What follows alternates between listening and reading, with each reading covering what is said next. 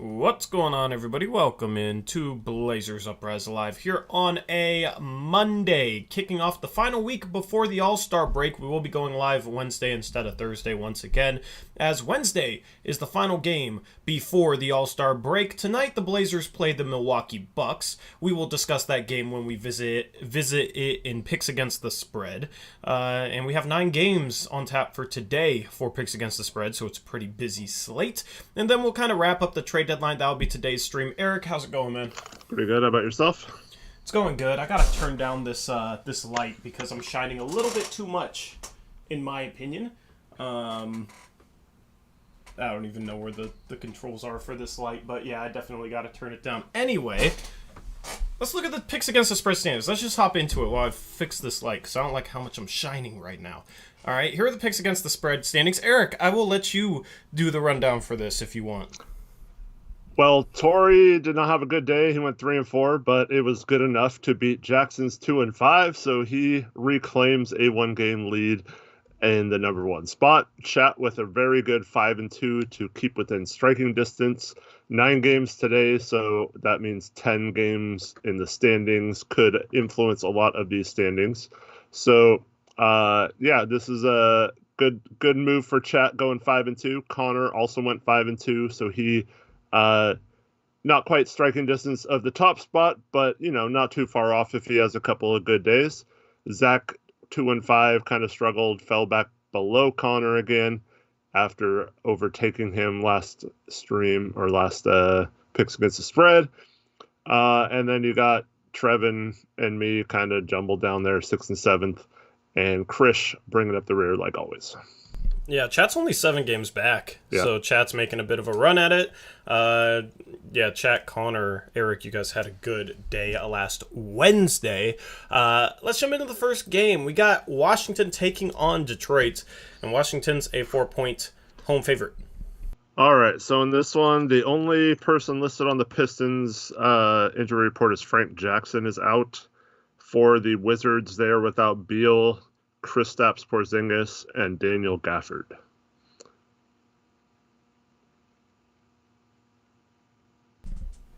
Ugly game. Yeah. Ugly game. I'm going to take the Pistons. No is asking, what is this? So there's a poll in chat. So the spread -4 means the Wizards are favored by 4 points. And if you pick the Wizards, they would have to win by 5 points or more for you to be correct. If you pick the Pistons, they could either win the game or lose by 3 or less, and you win your prediction. So we have all our mods play along, as well as Tori and I. And chat has a standings in it as well. So make your vote for chat. So it's kind of a group think for you guys, so you have a little bit of advantage. But yeah, go ahead and make your vote if you want to. All right, so Trevin, Connor, Jackson are all going Pistons. Krish is going Wizards. I absolutely hate this game already. What's up, Mike in Bend? Zach's going Wizards. I'm going to go Pistons. I don't like picking the Pistons, but the Wizards are a mess. Chat poll goes Pistons 52% is the last number I saw, so if it's a tie, we're just going to go with the last number I saw for the Pistons. So Krish and Zach, Wizards, everybody else Pistons. Connor's asking if he can switch. Yes, sure. And chat did finish 52% for the Pistons. All right, so Connor's Wizards, Krish Wizards, Zach Wizards, everybody else Pistons. Game number 2, you got the Nets taking on the Kings, and the Kings are a 4-point road favorite in Brooklyn. Could you imagine saying that at the beginning of the year? I couldn't.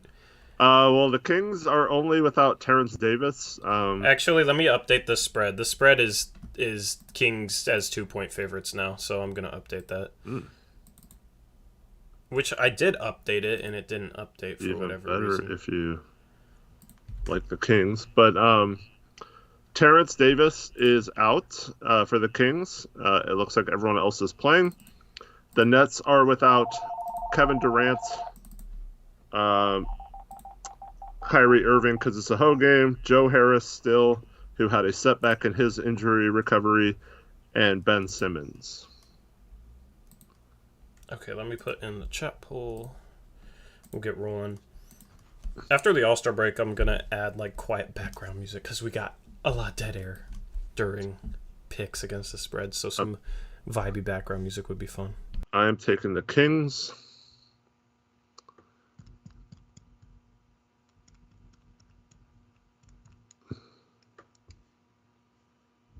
Zach is taking the Kings.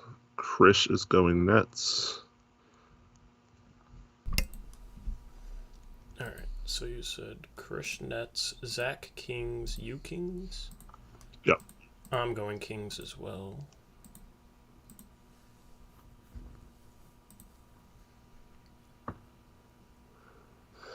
Jackson Kings, Trevin Kings. Ben Simmons is not playing unless there was some sort of last-second news that I didn't hear about. But no, he's apparently probably going to be out at least through the All-Star break. Connor Kings, and then chat. We'll end the chat poll. Yeah, we got enough votes in there. Chat's going Kings as well. So it's a Krish Island with the Nets. Everybody else is going Kings. All right. I'm going to have to check each game because I did the spreads last night and I tried to update them before, but I'm not sure if they're updating the graphics. So, yeah, this one wasn't updated either for whatever reason. Let me just update this. All right. Game number 3, you got the Knicks hosting the Thunder in the Big Apple, and the Knicks are 10-point home favorites. All right, so that is because the Thunder are without Shai Gilgeous-Alexander, Lou Dort, Jeremiah Robinson-Earl, and Mike Muscala. They've also been, I mean, who knows? They might pull favors at the last minute. They've been kind of weird with him, so I always just put him down as questionable because you never know if he's playing or not. Yeah. And then for the Knicks, they're without Derrick Rose, R.J. Barrett, and Nerlens Noel. Shai Gilgeous-Alexander. I corrected myself. Connor Thunder. I think I'm going to take the points as well in this one. Just the 10 points are a lot, so even though I don't like this one. I'm going Knicks.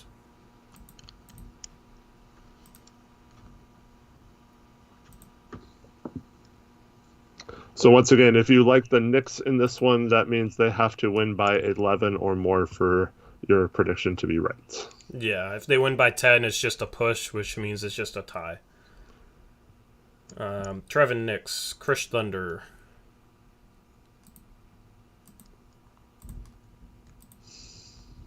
Zach Thunder.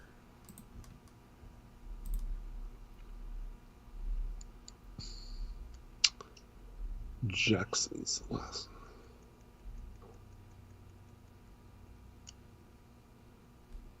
Greg's in here questioning everything. It's Shy, right? I don't know. Greg's the expert, apparently. Jackson goes Knicks. Doesn't want to lose any ground on me. I respect it. It's not Shai Gilgeous-Alexander. Well, you know how Basketball Reference has pronunciations for player names, so let me just look it up right now. It's Shai Gilgeous-Alexander. That's how Basketball Reference has it. I'm gonna look up the site that has like their players pronounce their own names. Yeah, because it was like Nicholas Batum for the longest time, and then apparently, you know, it was supposed to be Nicola, but he didn't care. Split vote, me, Trevin Jackson, Chat, Knicks, Eric, Zach, Connor, Krish, Thunder. Game number 4, you got the Milwaukee Bucks hosting the Portland Trailblazers. The Bucks are actually an 11.5-point home favorites. All right, so the Blazers are without Damian Lillard, Nasir Little, Dennis Smith Jr., Eric Bledsoe, Joe Ingles, Keon Johnson, Didi Lazota. You know the drill there. Bucks Without Brook Lopez, Pat Connaughton, George Hill, and a late scratch today is Giannis Antetokounmpo. Yep, that's why the spread fell there. Chat polls in chat. They just beat us by, 28-29? A lot. So. Yeah, a lot.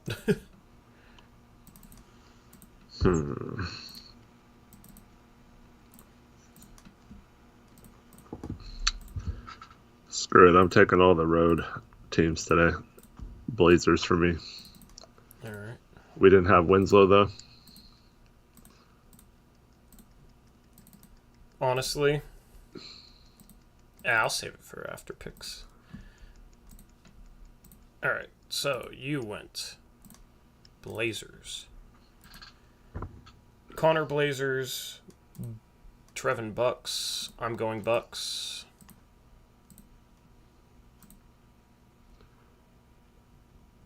Jackson Blazers.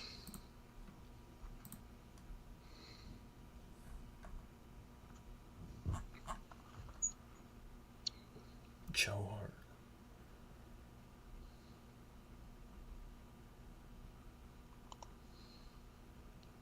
Alright, waiting on Zach, Krish, and chat. Yeah, I need to get... It'll be dope with background music up in here. Then I won't have to worry about that error, because you guys can just vibe. Waiting on Zach and waiting on Krish. Oh, Zach said Portland. Easy money. Okay. I didn't see that, Krish. If I say I'm waiting on you, just say it again. And chat is Blazers, so surprisingly enough, Trevin, it's only me and you with the Bucks. Everybody else is going Blazers. All right, let's move on to game number 5. You got the Bulls taking on the Spurs, and the Bulls are 3-point favorites. Hold on just a second. I'm getting caught up from last game. You said Zach and Krish both went Blazers? Everybody went Blazers except me and Trevin. Got it. All right, so the Spurs are... they didn't have anyone listed on the injury report, including not having Zach Collins on there. But there's some news that just came out that Josh Richardson and Romeo Langford are active but not expected to make their debuts tonight. I don't know why that would be, but maybe they're just not set on the plays or anything yet. But so maybe those two out. The Bulls are without Pat Williams, Lonzo Ball, Alex Caruso, and Zach LaVine. There's Chapel.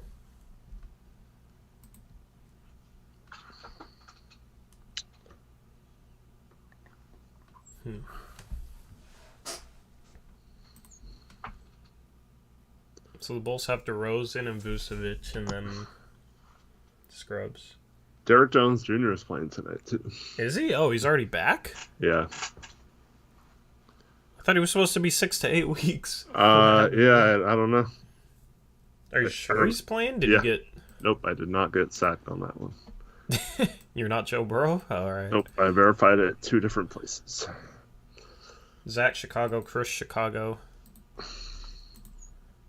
I'm going to go Spurs.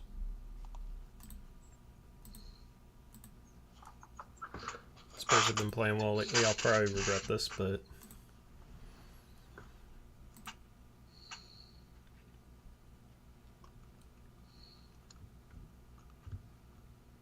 Jackson, Chicago.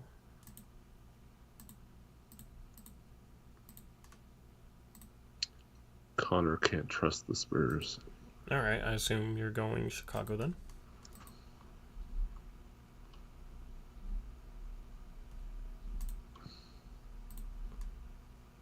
Trevin Bulls.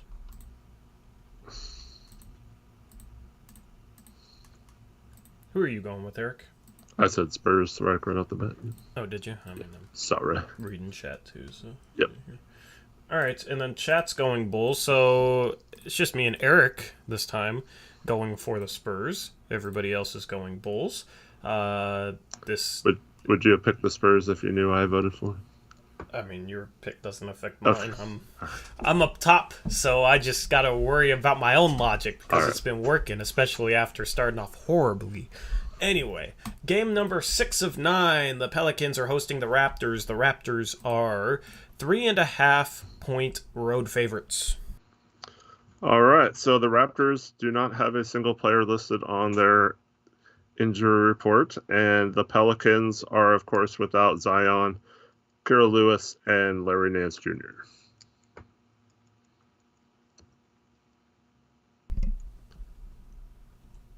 So the Raptors had nobody out? Wow. Nope. I'm going to take the Raptors along with Trevin, Jackson, and Connor. Okay. I'm going Raptors. Tori. I feel like all the mods are picking, other than Krish, are just picking the same exact teams as each other this stream. So you went Raptors. Zach went Raptors? Zach has not voted yet. Okay, Trevin Connor went Raptors? Trevin Connor Jackson.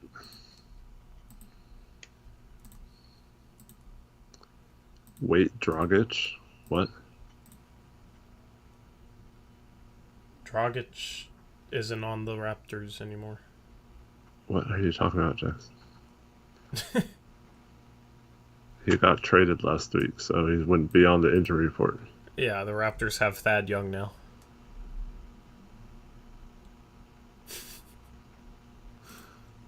Alright, what's Zach going with? And what's Krish going with? Good question. Always win on Zach and Krish. Zach goes Raptors.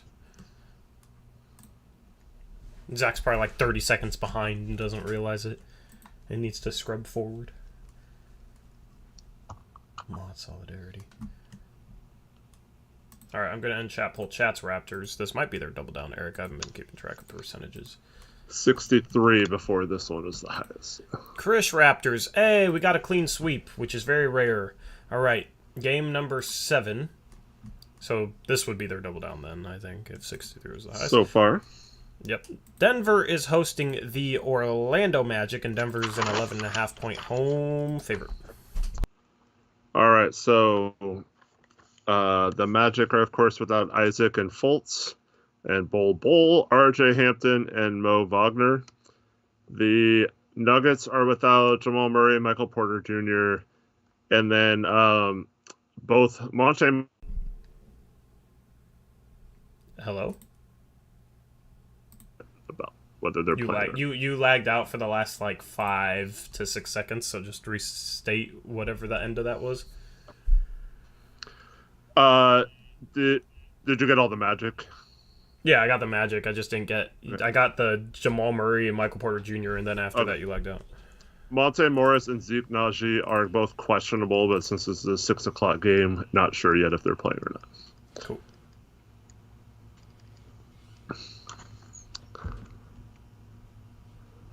This is probably dumb, but I'm taking the Magic. You took the Pistons today. You took the Magic. You took the Spurs. Yeah, I'm taking. Did you also take the Thunder? Yeah, I took every. And the Kings. I've taken every road team so far. Every lottery team. Every road team. I mean, the spreads are pretty high. It's not like I'm picking them to win outright. Yeah. Connor and Krish say Nuggets. I am gonna go with the. I don't know. The Magic have been a little bit more competitive lately, right? Or am I just swayed by the game they played against us? I'm not necessarily going for all dogs loading because some of the road teams were favored, like the Raptors and the Kings. But yeah, sometimes I like to stick with the strategy. Yeah, I took the Blazers too. You can add them to the list. Yeah, jeez. Connor, Krish, and Zach all took the Nuggets. All right. Trevin goes Magic. What up, Trev? No, we're waiting on Zach and Jackson. No, Zach took. Oh, Zach took the Nuggets. Okay. Waiting on Jackson, who's still remembering the trade deadline. Oh. What the hell is that? Here's your music. This is what I was talking about. There's your background music. So we're gonna have elevator music as our background. That is elevator music. You're right. All I right. have an alarm set for 4 p.m. That's your. All right. Jackson took Magic, and then it's in chat pool. Jackson Magic, and then chat is going Nuggets, not their double down. Alright, so looks like we almost had a split vote. You said Jackson taking the Magic, right? Yeah. Okay, cool. Jackson, Trevin, Eric, all Magic, everybody else. Nuggets, second to last game, you got the Jazz hosting the Rockets, and the Jazz are 15-point home favorites. So the Rockets are without John Wall, Usman Garuba, and Eric Gordon is probable, last I saw. For the Jazz, Rudy Gay is out. Rudy Gobert, Eric Paschall, questionable. They did apparently go through shoot around today, but still no word yet, since once again this is a later game. So, who? No one. I'm lost. So, no John Wall, no Usman Garuba, and then who's questionable? Eric Gordon's probable. Okay. For the Jazz, Rudy Gay out, Rudy Gobert, and Eric Paschall questionable. Okay. So you know who I'm taking. No, I don't. Who's the crappy road underdog. Oh, yeah. Okay, cool. I don't know if I trust this strategy. We'll see how it goes. Trevin also is taking the Rockets. Hey, man. No matter how good teams are, 15 points is a lot. I'm going Jazz. Jackson Rockets, Trevin Rockets.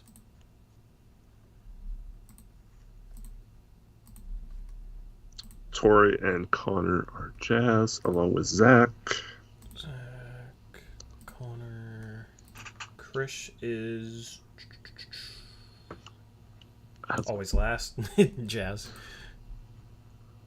Cool. And then chat poll going with the Rockets.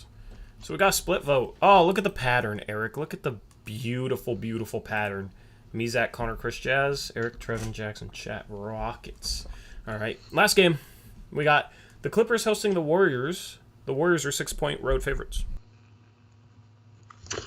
All right, so the Warriors are still without Draymond, Wiseman, and Iguodala.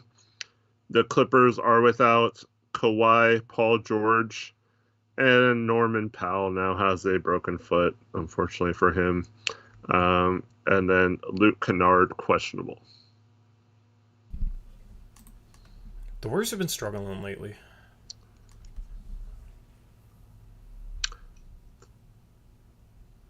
Did you say the spread was 6 or did it change?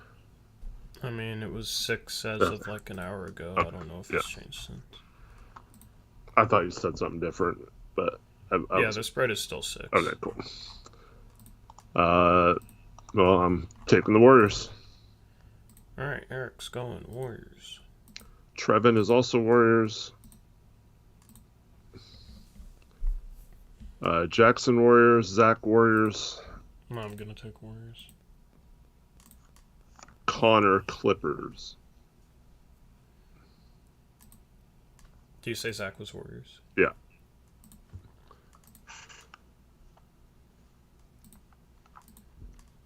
And then let me know what Chris is going with. Don't know yet.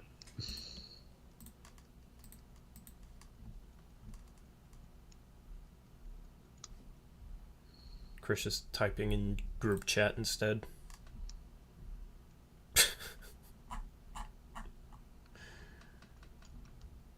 Warriors for Chris. And chat is going with the Warriors. Very close on the double down percentage. So the Raptors had 76. This one is close to that, but it is Warriors. Chris has Warriors because no Norm. 74. Connor Island. All right, time for double downs. Chat is going with the Raptors. Yep. And that was their last double down, too. So I don't even have to change the logo. I'm going to run back through the spread slowly in case anybody wants to wants a refresher here.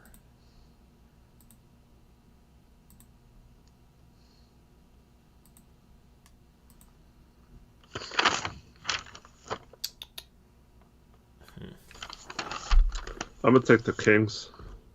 I was just thinking about taking the Kings.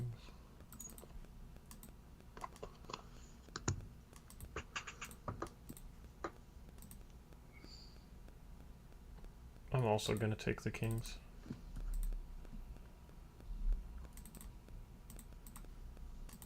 Zach took the Warriors. Connor the Kings.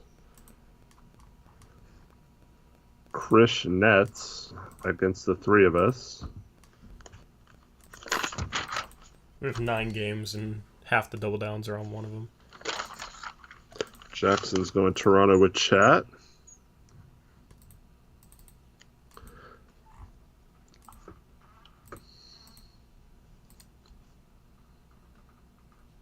How would Chat and Jackson feel if CJ ruined their double down tonight? I mean, we're rooting against the Pelicans regardless, so. And then Trevin's double down. Okay, he's saying Kings.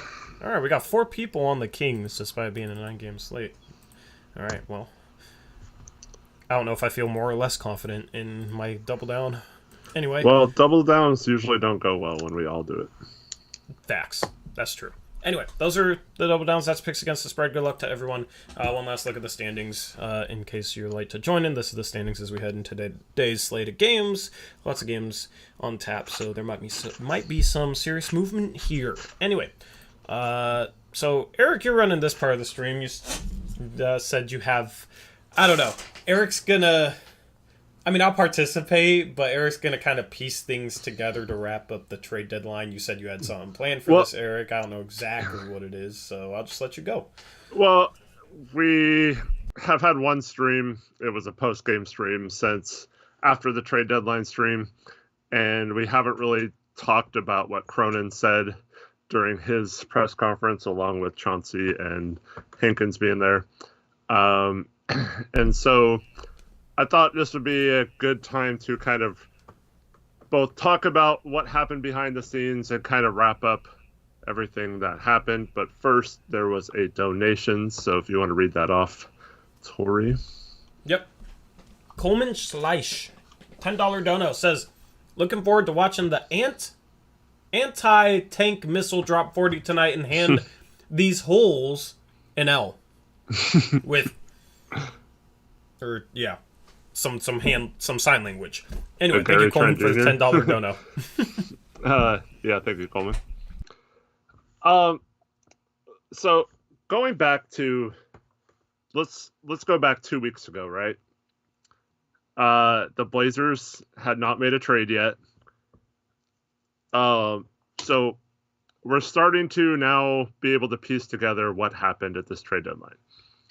The first bit of information is there was a clear-cut decision to cut future salary as much as possible, other than maybe Damian Lillard, right? Mm-hmm. So that meant that they made the decision to give up Norm and CJ. They wanted to get out of their contracts at the expense of maybe some talent, but they wanted to make the best deal that freed up money for them long term, or gave them avenues to free up money long term, right? So that is the first part of the equation. The second part of the equation is kind of what we heard from Joe Cronin himself, and this explains why, to some degree, we didn't get the best value in some of the trades we ended up making, right? And that is, it was also a priority of the front office, whether you think this is a good business decision or not. This is what they decided to do, is to help those guys facilitate to a place where they wanted to play. And of course, we know that Norm is from Southern California and wanted to play for one of the LA teams, so we kind of helped him accommodate that. and then CJ was, I guess all for going to New Orleans, and so because of this, we kind of lost a little bit of leverage that we might have had in trades. Let me just say on the Norm thing, why are we facilitating where he wants to go? What has he done to deserve? Like, I understand it with CJ, I don't understand it with Norm. We got him paid for 5 years, and the dude kind of phoned it in this year. We shouldn't have cared where he wanted to go, to be honest. I mean, well, you can also say, even if we were like the nicest organization, is that really the best strategy in terms of maximizing value, right? So I think there's two things here. One, they wanted to end things on a good note. And it's probably more so with CJ than Norm, but they definitely wanted to make sure those guys, like Norm, didn't have to resign here, I guess. I mean, like you said, we gave him a big contract, so that shouldn't have been an issue. But there might have been some behind the scenes stuff about when he signed that contract, and if it didn't work out, maybe moving him to a place he wanted to go, and maybe we're just honoring that. I don't know who Norm's agent is, but that might also come into play. Maybe we have some other clients of his on the team, or free agents, or someone else in the league that's a potential target down the line. So you want to do a favor to a player to get in a good position with that agent at a later negotiating time, which is all like kind of, it can be used as a BS excuse for making dumb moves, but it could also be like important to develop those relationships. And Olsha used to always talk about that, like doing favors for agents and things like that to facilitate that. Unfortunately, where has that gotten it never got us anywhere, right? So hopefully, if that's what happened, that comes out different. But the second part of that is, they wanted to make sure that obviously trading CJ was going to be an issue for Dame, right?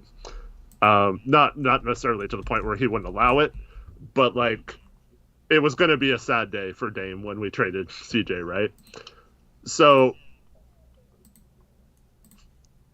I think from what I'm gathering is they took care of CJ as a way of telling Dame, like, look, we're moving on from the backcourt, but we're going to make sure he goes to a place he wants to go, and we're going to take care of him and do that way.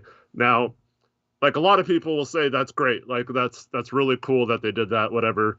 But unfortunately it did make us lose some leverage in some of these trades. But from what you guys can believe me or not. I hear stuff. I don't claim to know think I'm an insider or you don't have to put this disclaimer every time. Just I know. Sure. So I just want to make sure people know that I'm not trying to tell anyone that I know more than them or anything like that. Like someone else. If people want to think that, screw them. Yeah.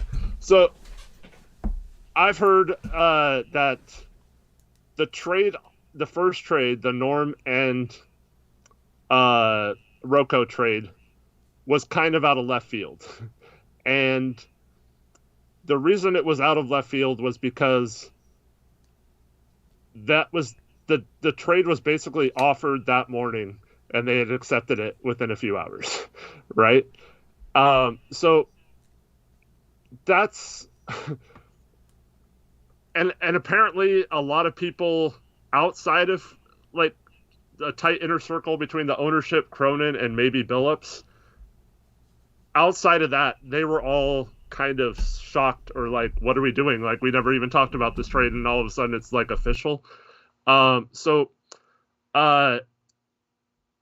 something happened there during that time, whether it's they wanted those players or ownership forced them to do that trade to get rid of Norm's contract, which is probably the most obvious answer. But I think they were just ownership was so adamant about clearing Norm's contract that they started putting out these things that it's a negative value, right? And like they had to get rid of it and stuff after he's traded.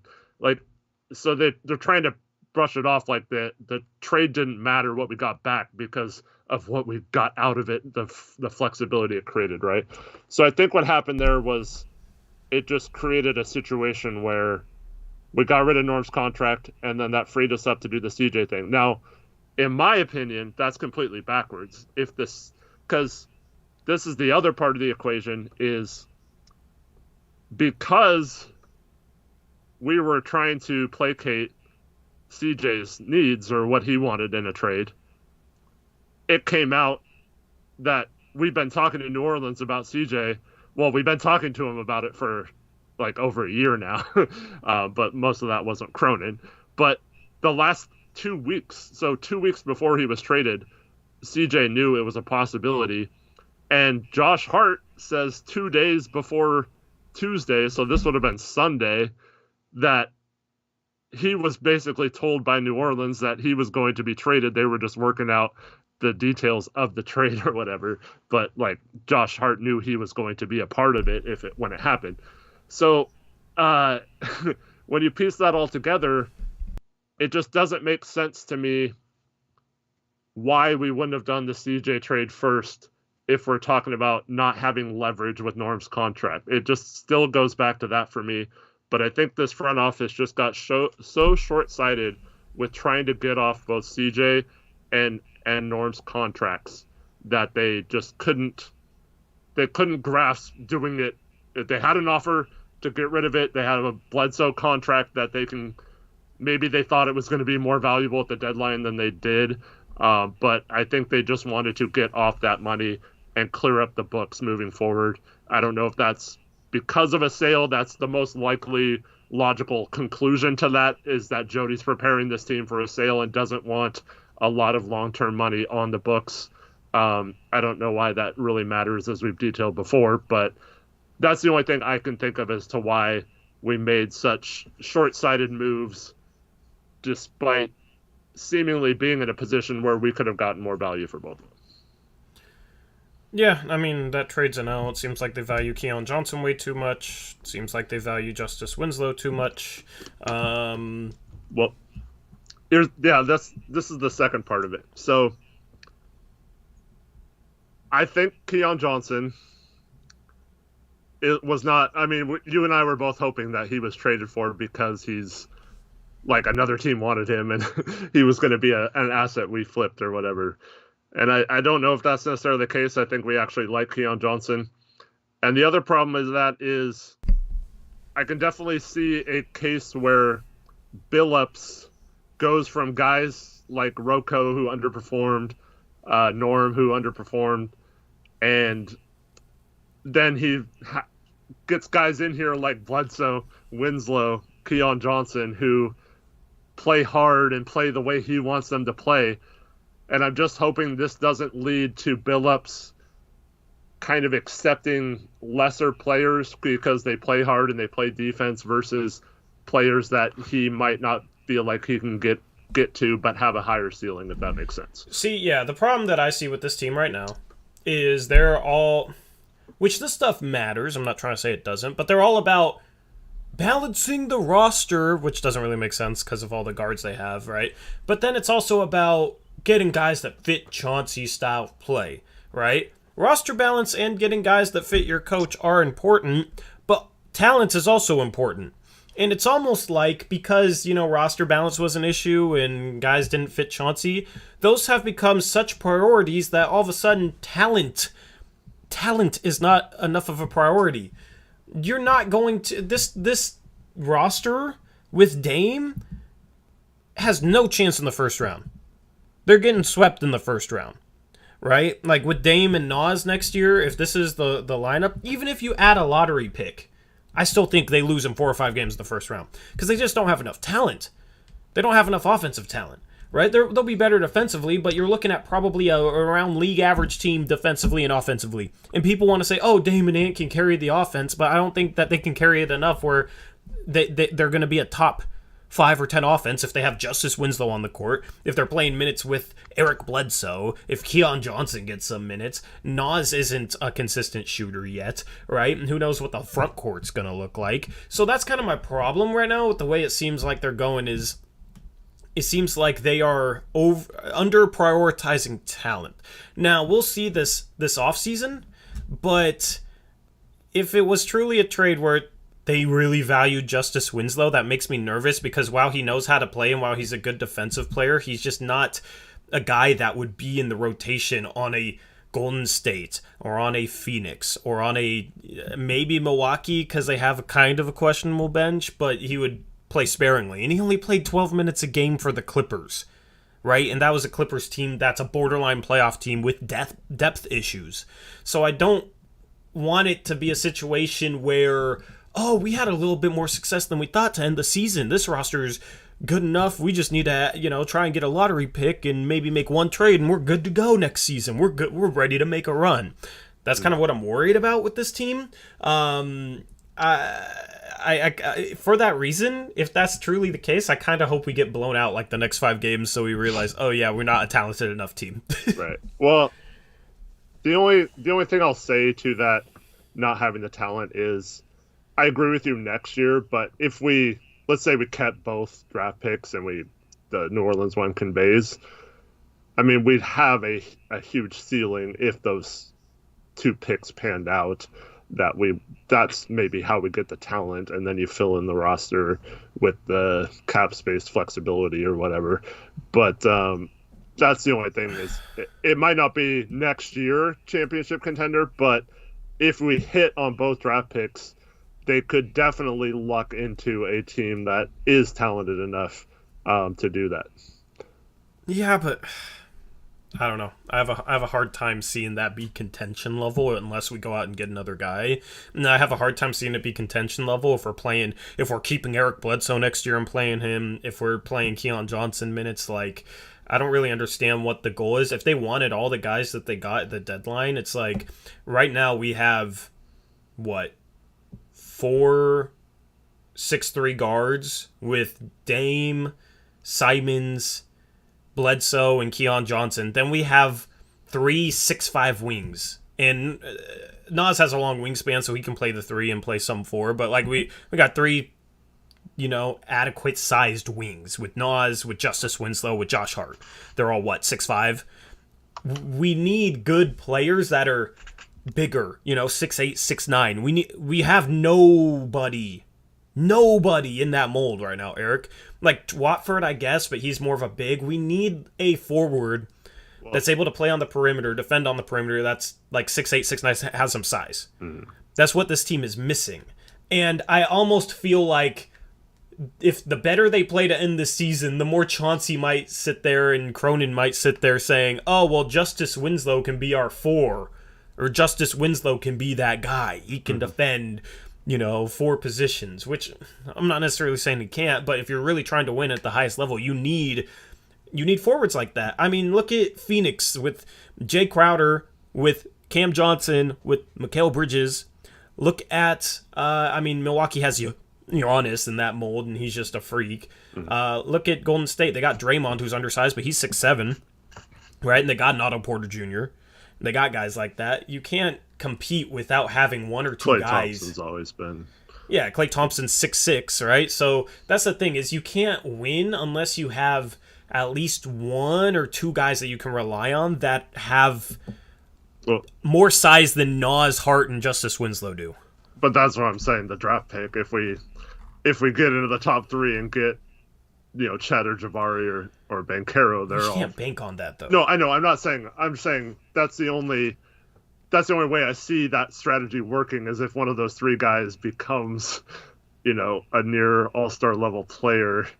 They all have the size to, like, if you have Chet and Nurk as your starting 4 or 5, then I don't think the 1 through 3 size-wise matters as much because you have a huge front line. I thought the same thing, when we decided to make Zach Collins our starting power forward, is that it could kind of counteract the Dame CJ backcourt because we're so big up front. So it's just a matter of basically all their moves would have to be to make sure we'd have to get a power forward that is big and athletic and long and better than all those wings you just mentioned. And if not, this whole plan kind of relies on that happening. So whether that's through the draft or free agency or the trade exceptions or whatever path they choose to use, they have to locate that no matter what guards they keep.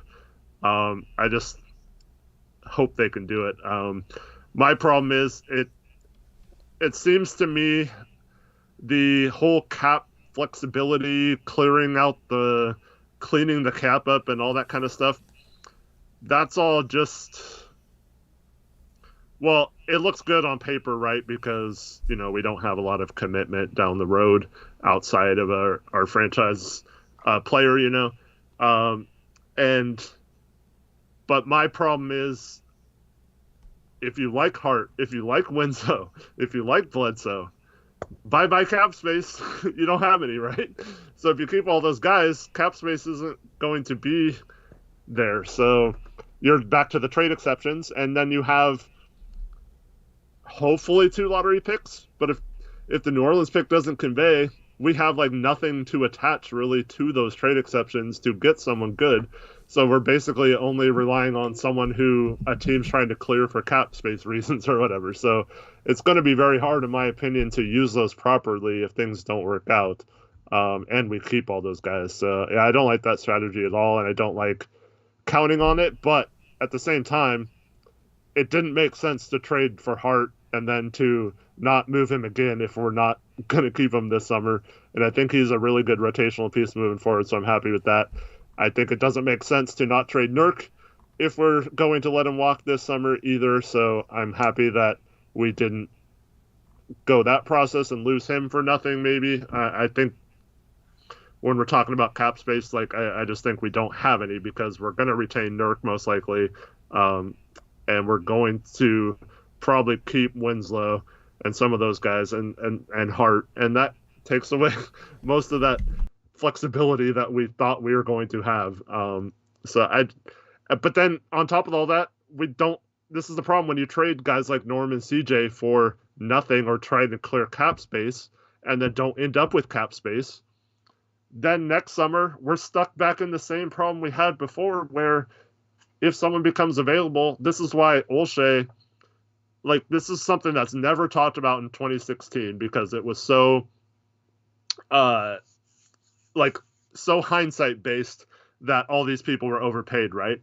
But there were some trades in the prior season that we wanted to make or possibly could have made, but all of our players were on rookie deals and stuff, and we weren't going to trade Dame, obviously. And so we had no one to match a max contract player's salary unless we traded 6 or 7 guys out, right? And that wasn't going to happen. So it was really hard to match salary back before we paid those guys. So Olshey said this at the time even, that part of the reason for paying these is to have contracts to trade. Now, all those contracts that he signed ended up being worth less than he signed them for, so it didn't end up panning out that way, obviously. But we could get in a situation where we don't want to trade Dame. We just re-signed Ant, so we can't trade him. Nas is still making, $3-4 million, so he doesn't really match contract. We have Hart's contract at $12 million, and we'll just have re-signed Nurk. But let's say if Pascal Siakam becomes available, short of them wanting Eric Bledsoe to opt in and then attaching Hart, how do we get to 30-some million to get Pascal Siakam, even if he was available for one of our lottery picks or whatever? So, this is the problem when you trade stuff and people talk about, oh, look at all the flexibility. But if you really know the cap and understand it, we could get stuck in a position where someone becomes available that makes more than our TPE, and we can't even trade for them. Yeah. Bledsoe, I think, will be the expiring contract matcher. I think we keep him at least for that reason. I think it seems like maybe we want him, but if we don't want him, he's still, $19 million next season? I think it's 20. 20? Yeah, so he gets you above the TPE because you can bring back like $25 million by trading out his contract. So I think it's 19.4 if I recall correctly. Yeah, something like that. So yeah, I mean, you could bring back like a little over 24 million, right? Yeah, 19,375. Yeah, the traded player exception, you can only bring back salary that's less than it, so you can only bring back 20.8 million or less. So overall, I mean, I don't know. It's a situation where the cap space stuff never made sense unless it was for Ben Simmons, but then the Ben Simmons thing died. If they were planning for cap space, that's kind of silly. I understand giving yourself the option, but I felt like they didn't execute that super well. Here's once again, I don't know how true this is, but everything I heard, they're pushing it off as cap space, but really it's just to keep hope in a team that, you know, some people, if we just come out and say we're tanking and don't give all these reasons why we made these dumb trades, that people might start tuning out and not paying attention and not caring as much. So I think that cap space was never really a thing other than to make sure that Jody didn't have long-term contracts on her books, and that it's just something you can tell fans to get them excited. Like, oh, look at all the possibilities this summer. You know, like all last week, what if we get Ben Simmons? What if we get Jaylen Brown? Like all this stuff. And I think that's all. I mean, it could fall into their laps. It could. They do have the option of cutting Bledsoe and Hart if they have an opportunity to get one of those guys. So yes, it could happen still. But to me, that's more going to be just dumb luck than an actual plan to go hunt those guys first and then like pick up the pieces later or whatever. Yep, let me think donos. Shout out to Gray Hughes Investigates, $10 dono. Says this has nothing to do with what you were talking about as I just got here. When players play hard, it's more fun to watch, win or lose. Now tip these guys for their hard work, like Starbucks. Winky face. Thank you, Gray Hughes, for the $10 dono. Appreciate the support, man. Shout out to Eugene David, $5 dono. He says, for knowing more and sharing, also with the winky face. So thank you, Eugene, for the $5 dono. Yeah, I mean, back to kind of what I was saying. Like, even if you get a lottery pick, you still, if it's Chet, I would still want a 6'8", 6'9" forward. And I know people will just throw that out there without naming names, and I don't have a name off the top of my head, but overall, we have to find a Rocco type of player that is not like Rocco in terms of just like being lazy defensively, chasing steals, that sort of thing, right? We just need a solid Aminu-esque defender, in my opinion, and hopefully somebody that can shoot a little bit better from three. It's hard to identify that, but if the organization isn't hell-bent on trying to get a player like that, then I have concerns. And people will say, oh, well, Jeremy Grant is that player, but Jeremy Grant is more like Rocco to me than the type of player we need. He's ISO heavy in Detroit, wants to be the number one option on a bad team, overrated defensively in my opinion.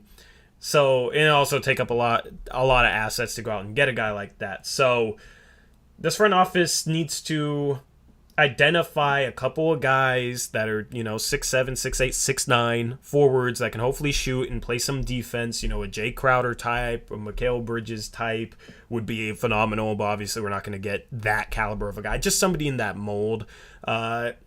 Even if they get a top 3 lottery pick, they should still try and go out and get a guy like that, because that would be the most ideal starting lineup next year would be Dame, Ant, Nurkic, a lottery pick, a top 3 pick, Chet, Jabari, or whoever, Banchero. And then at the 3, you have, just a 3-and-D guy that can do a little bit and play smart.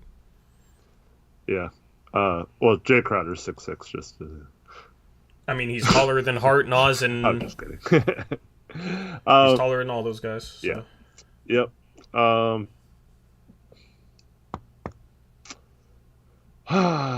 Just I don't know how to get there. I don't know how to get there this summer. Well, that's the thing. They should have had a plan as we head into the. They should have had a name in mind weeks ago for this offseason. Right? Because the deals you make at the trade deadline are supposed to set you up for the offseason. And that's kind of what I'm worried about, is they just went out and got these guys, and then they're going to be satisfied with, like, Justice Winslow playing minutes at the 4, right? And it's like, oh, we're undersized because of the 3 guards. I know Justice Winslow isn't, a guard, but he's still not... He still doesn't have a ton of size. I mean, you can just tell by watching him play out there. He's more undersized at the 4 than normal is at the 3. Right? Like, I don't know what his standing... Let me look up his standing reach. Out of curiosity. Maybe it's a little bit higher than I thought. I don't know. I'm going to look this up and try and find a standing reach. Do you know a standing reach off the top of your head? Justice Winslow? I do not know Justice Winslow's standing reach. I mean, 8 foot 8.5. His height without shoes is 8'4.5". He has a 6'10" wingspan. His height without shoes is 8'4"? Is 6'4.5". You said 8'4". I mean, yeah, 6'4.5" awesome. height. I was going to say nice. That's the thing. He's not even 6'5". But I mean, 8 foot 8.5 standing reach, I guess, is solid. But isn't that average for like a small forward? Yeah.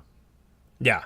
So average for a small forward. I want a combo forward with a little bit more size than that can shoot. Because that's the thing. If Justice Winslow could shoot, okay, maybe, he's undersized, but at least he can shoot and defend and pass, right? Like, he'd be almost perfect. The problem is he can't shoot. So I don't want him out there with Nurkic, Dame, and Ant, because then Dame and Ant will struggle to attack the rim. They won't have a ton of spacing. So, and it's like Dame can play make, Ant can play make, and Nurkic can pass. So do we really need we need guys that make smart passes, make the right passes, cut and whatnot, but we don't necessarily need somebody that's like, thinks of himself as a point guard, which Justice Winslow apparently does. That's what I've heard in the past. So I don't know. It's just a weird spot for this roster to be in. And they need to identify guys with a little bit more size than that. Mm-hmm. Yep. Did you get both donations or just the one? Yes, I got both. I got Eugene and I got Gray. Next person that says anything about my hair, I'm just stop talking about my freaking hair. All right? It will be 5-minute timeouts or bans. Like, I'm tired of people randomly talking about my hair. It's weird. I don't know. I know that was positive, Jack, but I've gotten so many comments in the last 3-4 streams, people coming in like, your hairline, or you need a barber, you need this, that. Stop talking about my hair, man. It's weird. If you want to know what gel I use, you can always DM me on Twitter at ToryJonesYT. That handle is in my name tag. Anyway, now Zach wants to talk about my hair. Anyway, go ahead, Eric. Sorry, that's annoying me. Someone said something about the stream getting tagged for hate speech or something. Yeah, was that a joke too? Yeah. Yeah, that's funny. Not. He said report it. It's not YouTube. It's obviously a troll. I'm 6'5" and 3/4, so I guess I'm right in line with all those other players. All right, Krish, 5-minute ban.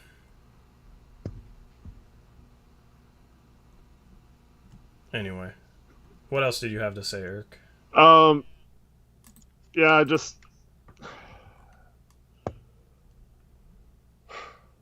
I guess I'm just kind of happy birthday, Grace. Yep, happy birthday, Grace. I'm kind of, since Thursday, I've completely run through all the emotions in my mind. So I was very upset that the trades we made and the value we got back and all that kind of stuff. I mean, the CJ trade's okay if it works out, right? If it doesn't work out, it's a disaster with the protections on that pick and stuff. And we couldn't even get Milwaukee's pick without protections on it for not getting the lottery pick this year makes no sense, right? And I got the sense that Cronin was not good at negotiating. And I feel like he left deals on the table, especially with Norm, that could have gotten him to places for an actual expiring contract. We wouldn't have gotten someone like Winslow, though, and like a first-round pick or something, and that would have cleared the books even more than that trade did. It makes no sense other than to placate those guys. So it made me mad that he couldn't find the best deals, and then if he was going for certain teams or certain situations, why he couldn't get a little more from those teams in terms of like protections on a pick, or maybe instead of Keon Johnson, a first round pick in the future from the Clippers, even if it's protected, lottery protected or something. Just stuff like that. So I was like really upset. And then I kind of heard that Cronin basically didn't have much say in a lot of these trades, and that ownership basically dictated all these and told him to make these trades when they became available, and now they said, now that we've gotten to this point, now you are free to do what you want. Now do this. So I kind of was like, okay, well, how much should I blame Cronin then versus, the front office? And then also, now I'm back to, I really think we targeted some of the players we got in the trades, and now we've just made bad trades. And like, I refuse to believe that we would be so dumb to not get the best offers for these guys just to make sure they are happy and we don't do what's best for our franchise in moves that we could have gotten more out of. I can't be convinced that those contracts we traded were so bad they had negative value. Yep. Anything else you want to talk about in regards to this trade deadline? Nope, that kind of wraps it up, and we'll just move on and stop harping on it. But just thought it would be good to kind of wrap everything up with what Cronin had said on Thursday. Yep, so we'll have a post-game stream later tonight after the Bucks-Blazers game. We'll talk about probably an upcoming loss for the Blazers, and that'll be fun. Anyway, anything else you want to say for this stream, because I'm about to wrap it up? Nope. All right, cool. Well, thank you for making us a part of your Monday afternoon. Yeah, thank you, everyone. We'll see some of you tonight. Hopefully you enjoy the game. I'm sipping off in about 20 minutes. Until next time, as always, peace out. Go Blazers.